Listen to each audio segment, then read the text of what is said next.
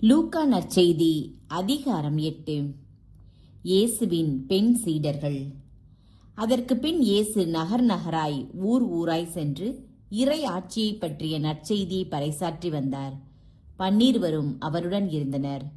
பொல்லாத ஆவிகளினின்றும் நோய்களினின்றும் குணமான பெண்கள் சிலரும் 7 பேய்கள் நீங்க பெற்ற மகதலா மரியாவும் ஏரோதுவின் மாளிகை மேற்பார்வையாளர் கூசாவின் மனைவி யோவன்னாவும் சூசன்னாவும் மேலும் பல பெண்களும் அவரோடு இருந்தார்கள். இவர்கள் தங்கள் உடைமைகளை கொண்டு அவருக்கு பணிவிடை செய்து வந்தார்கள். விதைப்பவர் உவமை. பெரும் திரளான மக்கள் எல்லா ஊர்களிலிருந்தும் அவரிடம் கூடி வந்தபோது அவர் உவமை வாயிலாக கூறியது: விதைப்பவர் ஒருவர் விதைக்க சென்றார். அவர் விதைத்த போது சில விதைகள் வழியோரம் விழுந்து மிதிப்பட்டன. வானத்து பறவைகள் வந்து அவற்றை விழுங்கிவிட்டன. வேறு சில விதைகள் பாறை மீது விழுந்தன. அவை முளைத்த பின் ஈரமில்லாததால் கருகி போயின. மற்றும் சில விதைகள் முட்செடிகளின் நடுவே விழுந்தன. கூடவே வளர்ந்த முட்செடிகள் அவற்றை நெருக்கிவிட்டன. இன்னும் சில விதைகளோ நல்ல நிலத்தில் விழுந்தன. அவை வளர்ந்து 100 மடங்கு விளைச்சலை கொடுத்தன. இவ்வாறு சொன்னபின் கேட்க செவியுள்ளோர் கேட்கட்டும் என்று உரக்க கூறினார். உவமைகளின் நோக்கம். இந்த உவமையின் பொருள் என்ன என்று அவருடைய சீடர் அவரிடம் கேட்டனர். அதற்கு இயேசு கூறியது: இறை ஆட்சியின் மறைபொருளை அறிய உங்களுக்கு கொடுத்து வைத்திருக்கிறது. மற்றவர்களுக்கெல்லாம் உவமைகள் வாயிலாகவே கூறப்படுகின்றன. எனவே அவர்கள் கண்டும் காண்பதில்லை, கேட்டும் புரிந்து கொள்வதில்லை. விதைப்பவர் உவமையின் விளக்கம். இந்த உவமையின் பொருள் இதுவே: விதை இறை வார்த்தை. வழியோரம் விழுந்த விதைகள் அவ்வார்த்தைகளை கேட்பவர்களுள் சிலரை குறிக்கும். அவர்கள் நம்பி மீட்பு பெறாதவாறு அழகை வந்து அவ்வார்த்தையை அவர்கள் உள்ளத்திலிருந்து எடுத்து விடுகிறது. பாறை மீது விழுந்த விதைகள் அவ்வார்த்தைகளை கேட்கும்போது அதை மகிழ்ச்சியோடு ஏற்றுக்கொள்பவர்களை குறிக்கும். ஆனால் அவர்கள் வேரற்றவர்கள். சிறிது காலமே அவ்வார்த்தையை நம்புவார்கள். சோதனை காலத்தில் நம்பிக்கையை விட்டுவிடுவார்கள்.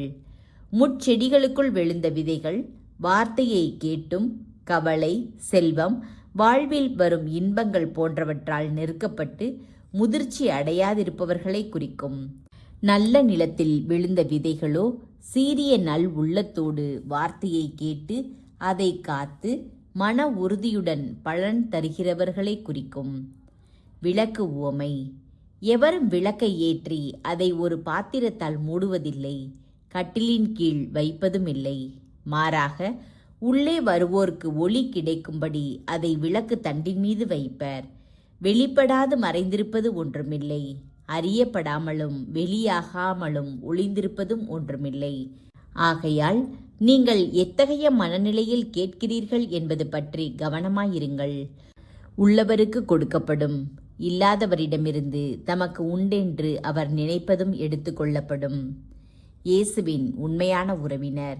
இயேசுவின் தாயும் சகோதரர்களும் அவரிடம் வந்தார்கள். ஆனால் மக்கள் திரளாக இருந்த காரணத்தால் அவரை அணுக முடியவில்லை. தாயும் சகோதரர்களும் உம்மை பார்க்க விரும்பி வெளியே நின்று கொண்டிருக்கிறார்கள் என்று அவருக்கு அறிவித்தார்கள். அவர் அவர்களை பார்த்து, இறை வார்த்தையை கேட்டு அதன்படி செயல்படுகிறவர்களே என் தாயும் என் சகோதரர்களும் ஆவார்கள் என்றார். காற்றையும் நீரின் கொந்தளிப்பையும் அடக்குதல். ஒரு நாள் இயேசுவும் அவருடைய சீடர்களும் படகில் ஏறியதும், ஏரியின் அக்கறைக்கு செல்வோம் வாருங்கள் என்று அவர் அவர்களுக்கு சொன்னார். அவர்களும் படகை செலுத்தினார்கள்.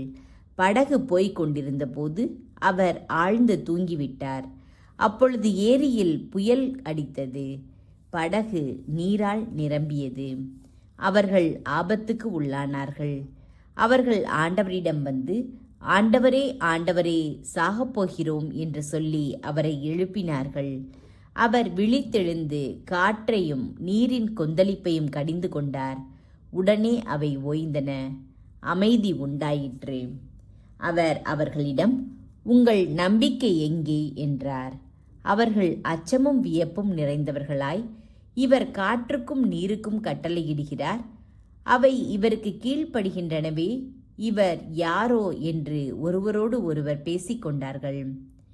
கெரசேனர் பகுதியில் பேய் பிடித்தவரை நலமாக்குதல். அவர்கள் கலிலேயாவுக்கு எதிரே இருக்கும் கெரசேனர் பகுதியை நோக்கி படகை செலுத்தினார்கள். கரையில் இறங்கியதும் அந்நகரை சேர்ந்த ஒருவர் அவருக்கு எதிரே வந்தார். பேய் பிடித்த அவர் நெடுநாளாய் ஆடை அணிவதில்லை. வீட்டில் தங்காமல் கல்லறைகளில் தங்கி வந்தார். இயேசுவை கண்டதும் கத்திக்கொண்டு அவர் முன் விழுந்து, இயேசுவே, உன்னத கடவுளின் மகனே, உமக்கு இங்கு என்ன வேலை? என்னை வதைக்க வேண்டாம் என உம்மிடம் மன்றாடுகிறேன் என்று அவர் உரத்த குரலில் கூறினார். ஏனென்றால் அவரை விட்டு வெளியேறுமாறு அத்தீய ஆவிக்கு இயேசு கட்டளையிட்டிருந்தார். அது எத்தனையோ முறை அவரை பிடித்திருந்தது. அவ்வேளைகளில் அவர் சங்கிலிகளாலும் விலங்குகளாலும் கட்டப்பட்டு காவலில் வைக்கப்பட்டிருந்தும் அவற்றை உடைத்து எறிந்து விடுவார். அது மட்டுமல்ல, தீய ஆவி அவரை பாலை நிலத்திற்கும் இழுத்து செல்லும். இயேசு அவரிடம், உம் பெயர் என்ன என்று கேட்க, அவர் இலகியோன் என்றார். ஏனெனில் பல பேய்கள் அவருக்குள் புகுந்திருந்தன. அவை தங்களை பாதாளத்துக்குள் போக பணிக்க வேண்டாம் என அவரை வேண்டின. அங்கு ஒரு மலையில் பன்றிகள் பெரும் கூட்டமாய் மேய்ந்து கொண்டிருந்தன. அவற்றுக்குள் புகும்படி தங்களை அனுமதிக்குமாறு பேய்கள் அவரை வேண்டின. அவரும் அவற்றிற்கு அனுமதி கொடுத்தார். பேய்கள் அவரை விட்டு வெளியேறி பன்றிகளுக்குள் புகுந்தன. பன்றி கூட்டம் செங்குத்து பாறையிலிருந்து ஏரியில் பாய்ந்து வீழ்ந்து மூழ்கியது. பன்றிகளை மேய்த்து கொண்டிருந்தவர்கள் நடந்ததைக் கண்டு ஓடிப்போய் நகரிலும் நாட்டுப்புறத்திலும் அறிவித்தார்கள். நடந்தது என்ன என்று பார்க்க மக்கள் இயேசுவிடம் வந்தனர். பேய்கள் நீங்க பெற்றவர் ஆடை அணிந்து அறிவு தெளிவுடன் இயேசுவின் காலடியில் அமர்ந்திருப்பதைக் கண்டு அஞ்சினர். நடந்ததை பார்த்தவர்கள் பேய் பிடித்தவர் எப்படி விடுவிக்கப்பட்டார் என்பதை அவர்களுக்கு அறிவித்தார்கள். அப்பொழுது கெரசேனர் சுற்றியுள்ள பகுதிகளில் இருந்து திரண்டு வந்திருந்த மக்கள் அனைவரும் அச்சம் மேலிட்டவர்களாய் தங்களை விட்டு போகுமாறு இயேசுவை வேண்டிக் கொண்டார்கள். அவர் படகேறி திரும்பி சென்றார். அப்போது பேய்கள் நீங்க பெற்றவர் தம்மை கூட்டி செல்லும்படி இயேசுவிடம் மன்றாடினார். அவரோ, உம்முடைய வீட்டிற்கு திரும்பி போம், கடவுள் உமக்கு செய்ததையெல்லாம் எடுத்து கூறும் என்று சொல்லி அவரை அனுப்பிவிட்டார்.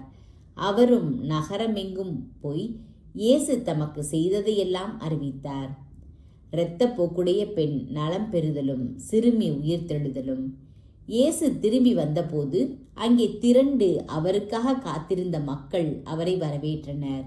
அப்பொழுது தொழுகைக்கூட தலைவர் ஒருவர் இயேசுவிடம் வந்தார். அவர் பெயர் யாயீர். அவர் இயேசுவின் கால்களில் விழுந்து தம்முடைய வீட்டிற்கு வருமாறு வேண்டினார். ஏனெனில் 12 வயதுடைய அவருடைய ஒரே மகள் சாகும் தருவாயில் இருந்தாள். இயேசு அங்கு செல்லும் வழியில் மக்கள் கூட்டம் அவரை நெருக்கிக் கொண்டிருந்தது. 12 ஆண்டுகளாய் இரத்தப்போக்கினால் வருந்திய பெண் ஒருவர் அங்கு இருந்தார். அவர் தம் சொத்து முழுவதையும் மருத்துவரிடம் செலவழித்தும் எவராலும் அவரை குணமாக்க இயலவில்லை. அப்பெண் இயேசுவுக்கு பின்னால் வந்து அவரது மேலுடையின் ஓரத்தை தொட்டார். உடனே அவரது இரத்தப்போக்கு நின்று போயிற்று. என்னை தொட்டவர் யார் என்று இயேசு கேட்டார். அனைவரும் மறுத்தனர். பேதுரு, ஆண்டவரே, மக்கள் கூட்டம் சூழ்ந்து நெருக்கிக் கொண்டிருக்கிறதே என்றார். அதற்கு இயேசு, யாரோ ஒருவர் என்னை தொட்டார், என்னிடமிருந்து வல்லமை வெளியேறியதை உணர்ந்தேன் என்றார். அப்பெண் தாம் இனியும் மறைந்திருக்க முடியாதென்று கண்டு நடுங்கிக் கொண்டே வந்து அவர் முன் விழுந்து தாம் அவரை தொட்ட காரணத்தையும் உடனே தமது பிணி நீங்கியதையும் பற்றி மக்கள் அனைவர் முன்னிலையிலும் அறிவித்தார். இயேசு அவரிடம், மகளே, உனது நம்பிக்கை உன்னை நலமாக்கியது, அமைதியுடன் போ என்றார்.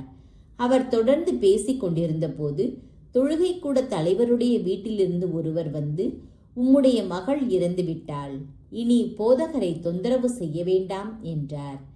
இதை கேட்ட இயேசு சிறுமியின் தந்தையை பார்த்து, அஞ்சாதீர், நம்பிக்கையோடு மட்டும் இரும், அவள் பிழைப்பாள் என்றார். வீட்டுக்குள் வந்ததும் பேதுரு, யோவான், யாக்கோபு, சிறுமியின் தாய், தந்தை ஆகியோரை தவிர வேறு எவரையும் அவர் தம்மோடு உள்ளே வர அனுமதிக்கவில்லை. அவளுக்காக அனைவரும் மாரடித்து புலம்பி அழுது கொண்டிருந்தார்கள்.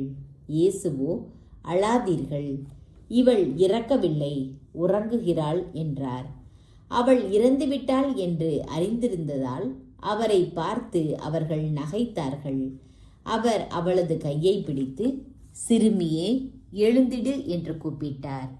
உயிர் மூச்சு திரும்பி வரவே உடனே அவள் எழுந்தாள். இயேசு அவளுக்கு உணவு கொடுக்க பணித்தார். அவளுடைய பெற்றோர் மலைத்து போயினர். நடந்ததை எவருக்கும் சொல்ல வேண்டாம் என்று அவர்களுக்கு அவர் கட்டளையிட்டார்.